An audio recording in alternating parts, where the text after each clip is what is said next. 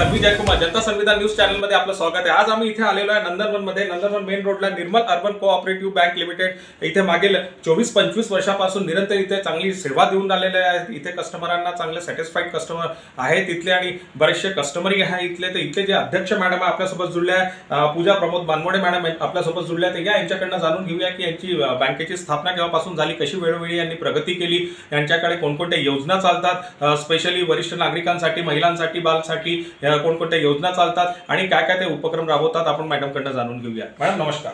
नमस्कार मॅडम, आपला परिचय। मी पूजा प्रमोद बानमोडे, निर्मल बँकेची अध्यक्ष। ओके मॅडम, आम्ही हे जाणू इच्छितो की किती वर्ष झालेत आपल्या बँकेला आणि कशी वेळोवेळी आपण प्रगती केली आणि कशी आपल्याला कल्पना आली की आपण बँक स्टार्ट केली पाहिजे बाबा। निर्मल अर्बन कोऑपरेटिव्ह बँक ही 1999ला स्थापना केली आणि आता आम्ही 25व्या वर्षी पदार्पण केलेलं आहे आणि खूप चांगल्या पद्धतीने आणि लोकांचा विश्वास संपादन करून 25व्या वर्षी पदार्पण करतोय, याचा आम्हाला खूप आनंद आहे। आणि मॅडम, कशी आपण वेळोवेळी कशी प्रगती केली आपण ह्या 25 वर्षात, म्हणजे कसं सुरुवात केली होती आपण, एवढा मोठा व्याप आता उभा झालेला आहे तर? निश्चितच सुरुवात ही खूप छोटीशी असते आणि छोट्याशा एका ब्रांचपासून आम्ही सुरुवात केली होती। आता ती 4 ब्रांचेस झालेल्या आहेत आणि करोनामुळे सगळ्यांनाच फटका बसलेला होता, पण त्या करोनाच्या काळामध्ये आम्हाला थोडासा नुकसान झाला, सगळ्यांनाच झालं आहे।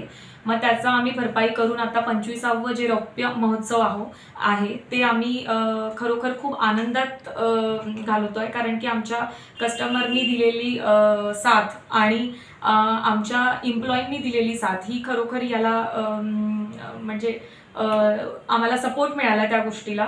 आणि निर्मल बँक ही नेहमीच कर्मचारी आणि ग्राहकांच्या मदतीला तत्पर राहिलेली आहे, त्यामुळे निर्मल बँक ही आजपर्यंत प्रगती करतच होती आणि पुढेही करणार आहे। आणि मॅडम, कोणकोणत्या योजना राबवल्या जातात, स्कीम्स आपल्या इथे काय काय? निर्मल बँकेच्या अंतर्गत आम्ही आता किड्स बँकिंग म्हणून चालू केलेलं आहे। हे नवीन आहे की लहान मुलांना बचत कळली पाहिजे आणि बँक काय आहे हे जर लहानपणीच कळलं तर त्यांना मोठे झाल्यावर ते लक्षात येईल की बचत काय असते, म्हणजे आपले आई बाबा किती कष्टातून पैसे जमा करतात आणि ते बचत करून आपली किती सुखसुविधा प्रोव्हाइड करतात। तर या अंतर्गत आम्ही लहान मुलांचं किड्स बँकिंग चालू केलं। त्यानंतर ज्येष्ठ नागरिकांना आम्ही 1% व्याजदर जास्त देतो। त्यानंतर आम्ही JLGचं चालू केलेलं आहे, जे बचत गटांना आम्ही व्याज कर्ज वाटप करतो, त्यामध्ये आम्ही इंटरेस्ट थोडासा कमी ठेवलेला आहे की जेणेकरून प्रत्येक महिला ही स्वतःच्या पायावर उभी राहील आणि तिला आत्मनिर्भर करण्यासाठी जो काही आमचा छोटासा प्रयत्न आहे JLGच्या माध्यमातून, तो आम्हाला कुठेतरी समाधान देईल। आणि वरिष्ठ नागरिकांसाठी मॅडम काय योजना आहेत आपल्याकडे?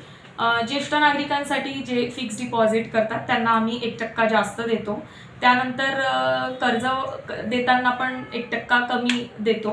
आणि मुलींना शिक्षणासाठी, जसं आज सावित्रीबाई जयंती आहे, तर त्यांच्यासाठी आम्ही मुलींना जर शिक्षण घेत असतील तर त्याच्यासाठी पण आम्ही 1% कमी केलेला आहे।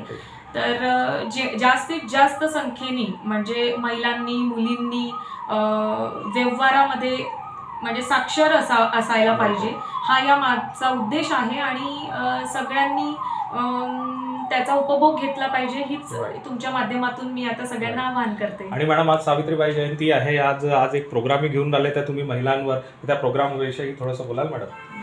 जसं आम्ही JLGचं वाटप करतो किंवा मी थोडंसं सामाजिक कामही करत असते, मी ह्युमॅनिटी सोशल फाउंडेशनची अध्यक्ष सुद्धा आहे। तर त्या अंतर्गत जेव्हा मी समाजात काम करत असते तेव्हा मला महिलांना थोडंसं व्यावहारिक ज्ञान किंवा मग त्यांना तितकं डेअरिंग नाहीये की आपण बँकेमध्ये किंवा आर्थिक कोणते पण व्यवहार सांभाळले पाहिजे।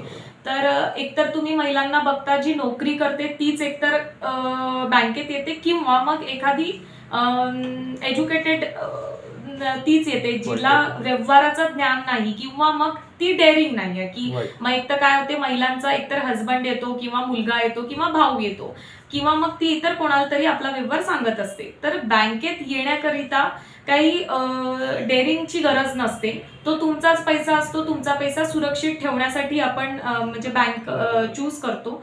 तर त्याच्यासाठी महिलेला की व्यवहार काय असतो, कर्ज काय असते किंवा बँक काय असते, एटीएम काय असते. एटीएम कार्ड बद्दल नॉलेज नाही. आता तर ऑनलाईन आलाय, गुगल पे, फोन पे आला, तुमच्या फोनवरून इझिली ट्रान्झॅक्शन होऊ शकते. तर तुम्ही ती साक्षरता असली पाहिजे महिलांना. तर ते कदाचित कुठेतरी महिला या क्षेत्रामध्ये कमी आहेत. ते आमचा एक निर्मल बँकेचा उद्देश आहे की महिलांना ती साक्षरता म्हणजे ती जागृती करायला पाहिजे. म्हणून आम्ही आज त्या बचत गटांच्या ज्या महिला आहेत त्यांना आम्ही थोड्याशा प्रमाणात जो काही आमचा छोटासा प्रयत्न आहे तो आम्ही तिथे दाखवणार आहोत. आणि मॅडम, जसं आता आपल्या बँकेला 25 वर्ष झालेले आहे, पण तुम्ही अध्यक्षपद केव्हापासून हे केलेलं आहे, तुम्ही म्हणजे नियुक्त झालेले आहेत, आणि आता येणाऱ्या काळात तुमच्या काय योजना आहेत आणखी? आता मला तर 11 महिनेच झालेले आहे, अजून 1 वर्ष व्हायचं आहे. तर त्या माध्यमातून एका वर्षात माझा अनुभव खूप चांगला राहिला आणि एका वर्षात मला खूप काही शिकायला सुद्धा मिळालं. आणि त्याच्यामध्ये मला समजायला लागलं की महिलांनी पुढे यायला पाहिजे आणि महिलांना खूप काही गोष्टी शिकण्याची गरज आज आहे. आणि त्याच्या माध्यमातून आपण काय करायला पाहिजे. तर माझा फोकस, मी महिला अध्यक्ष असल्यामुळे थोडासा महिलांकडे जास्ती सॉफ्ट कॉर्नर आहे. त्यामुळे मी महिलांना पुढे आणण्यासाठी मी खूप काही महिलांसाठी काही हे राबवले आहेत. त्याच्यामध्ये JLGचा सगळ्यात मोठा वाटा आहे की JLGच्या माध्यमातून छोटेखानी जर तुम्ही लोन घेत असाल तर त्यांना आम्ही कमी व्याजदरामध्ये तुमच्या उदरनिर्वाहाला सपोर्ट जर आम्ही करत असू तर म्हणजे त्याच्यापेक्षा सुखद क्षण आमच्यासाठी नाही. कारण आता महिला दिवस जेव्हा होऊन गेला तेव्हा आम्ही आमचे जे कस्टमर्स होते, महिला कस्टमर्स होत्या, ज्या प्राईम कस्टमर्स आहेत, त्यांनी निर्मलला चूज केलं होतं आणि निर्मल सोबत त्यांचं ट्रान्झॅक्शन आहे, व्यवहार आहे, त्यांचा आम्ही इंटरव्ह्यू घेतला, त्यांचा आम्ही सत्कार केला होता. तेव्हा त्या महिलांनी आम्हाला खूप समाधानकारक उत्तर दिलं की त्यांनी सांगितलं की मी एक बिझनेस छोटासा ओपन करण्यासाठी इथे आली होती, आता माझे त्याचे 4 ब्रांचेस झालेले आहेत, ते फक्त निर्मलमुळे शक्य झालं आहे. तर कुठे कुठे असं सुद्धा आहे की आपण निर्मल बँकेच्या माध्यमातून महिला ज्या पुढे येत चालल्या आहेत आणि महिला ज्या स्वतः स्वावलंबीने जो कॉन्फिडन्स बिल्ड होतो, त्या माध्यमातून मला असं वाटते की महिलांसाठी जास्त काम करायला मला खूप जास्त आवडेल. आणि मॅडम, किती ब्रांचेस आहेत आपल्या ह्याच्या? निर्मल बँकेच्या आता 4 ब्रांचेस आहेत, कामठी, धरमपेठ, धंतोली आणि नंदनवन. आता आमचा मार्च नंतर प्लॅनिंग आहे की आमची पूर्ण नागपूरभर, पूर्ण विदर्भभर, महाराष्ट्रात आमच्या ब्रांचेस ओपन करायच्या आहेत. तर तशी 7 आमच्या कर्मचारी आणि आमच्या ग्राहकांचे आहे आणि तसंच संचालक मंडळांचं पण आहे. तर सगळ्यांची 7 अशीच जर राहिली तर आम्ही म्हणजे लवकरात लवकर महाराष्ट्रभर पोहोचू. तर ह्या होत्या आपल्यासोबत अध्यक्षा मॅडम जुळल्या होत्या, आपल्या निर्मल अर्बन कोऑपरेटिव्ह बँक लिमिटेडच्या मॅडम जुळल्या होत्या. मॅडमनी आपल्याला सुरुवातीपासून पूर्ण प्रवास सांगितला. मॅडमनी खूप संक्षिप्तपणे आपल्याला पूर्ण जानकारी दिली. आणि एक गोष्ट, मॅडम जसं बोलतात की महिला अध्यक्ष आहेत म्हणून आणि महिलांसाठी त्यांचं सॉफ्ट कॉर्नर आहे, महिलांसाठी खरंच खूप चांगले कामं करून राहिलेत मॅडम. आणि आमच्या शुभेच्छाही त्यांच्यासोबत आहेत मॅडम सोबत. आणि आपल्यासोबत इथले उपाध्यक्ष सरही आपल्यासोबत जुळलेले आहेत, तुकाराम चव्हाण सर आपल्यासोबत जुळले आहेत. यांच्याकडनंही आपण जाणून घ्या बँकेबद्दल थोडंसं, त्यांचं विजन काय बँकेचं आणि येणाऱ्या दिवसात कशी काय ग्रोथ करणार आहे, कशा ग्रोथ करणार आहे, काय प्लॅनिंग्स आहे त्याच्याकडनं आपण. तर या आपण सरांना भेटूया, उपाध्यक्ष सरांना. सर नमस्कार. नमस्कार सर, आपला परिचय. मी तुकाराम चव्हाण.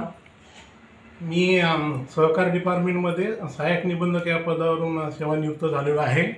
आणि या बँकेत मला काम करायची संधी मिळाल्यामुळे आणि आपल्या नानाचा आणि सर्व्हिसचा जो काही फायदा आहे या बँकेला मिळण्याच्या दृष्टिकोनातून आणि आपली काही मदत व्हावी या दृष्टिकोनातून मी इथे पद धारण केलेलं आहे. आणि आम्ही 31 जानेवारी 2023 रोजी अध्यक्ष आणि उपाध्यक्षाची निवड झाली. त्यामध्ये मी उपाध्यक्ष पद धारण केलेलं आहे.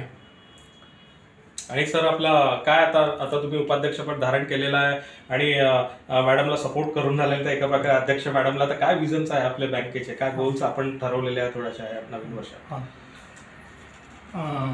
या बँकेचं मी असं भाग्य समजतो की आमच्या पूजा मॅडम आहेत, त्यांचं जे प्रगती करण्याचा हेतू आहे आणि कोणत्याही इन्स्टिट्यूटमध्ये पद धारण केल्यानंतर त्या इन्स्टिट्यूटची कशी प्रगती व्हावी ह्या दृष्टिकोनातून मॅडम स्वयंभू असे प्रयत्न करतात की त्या दिशेला ते प्रगती पथावर नेण्याच्या दृष्टिकोनातून त्याचं खूप मोठं सहकार्य आहे।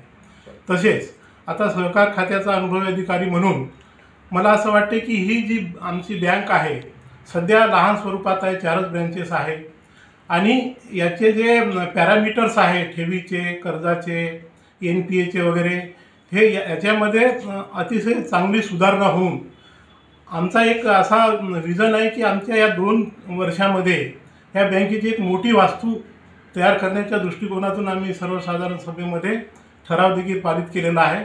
त्या दृष्टीनं आमचं नियोजन देखील चालू आहे आणि जास्तीत जास्त लोकांपर्यंत आपण कसे पोहोचू या दृष्टिकोनातून आमच्या बँकेमार्फत सोशल मीडियामध्ये जर आम्ही जास्त अवेअरनेसपणा आणलेला आहे।